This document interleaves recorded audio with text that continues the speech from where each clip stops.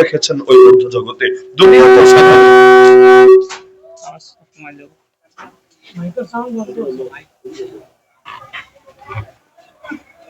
এদিক দিন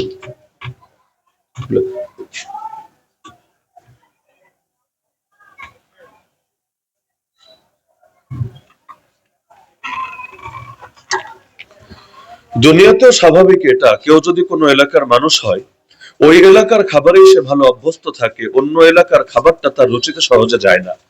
যেমন চীন থেকে যদি কোনো মানুষ আসে, তাকে যতই বাংলাদেশের ভালো ভালো মেহমানদারি করেন না কেন, এটা তার জন্য খুব একটা রুচিসম্মত হবে না।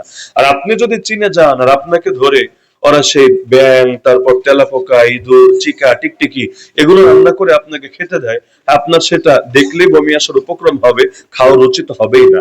তো যে যে এলাকার মানুষ সেই জায়গার খাবার খেতে অভ্যস্ত থাকে, রুহকে আল্লাহ যেহেতু বানিয়েছেন ঊর্ধ্ব জগতের উপাদান দিয়ে, রুহের খাবারও রয়েছে ঊর্ধ্ব জগতে। কিন্তু ঊর্ধ্ব জগৎ থেকে খাবার আনবো কিভাবে? আনার জন্য না বোরাক আসবে গিয়ে নিয়ে আসবো, না আমাদের এমন কোন নেটওয়ার্ক স্পিড আছে আমরা সেখান থেকে নামিয়ে আনতে পারবো। এটার জন্য আল্লাহ তাআলা মাধ্যম বানিয়েছেন ইবাদতকে। বান্দা যখন ইবাদতে রত হয়, সঙ্গে সঙ্গে ঊর্ধ্ব জগতের সঙ্গে তার রুহের কানেকশন হয়ে যায়।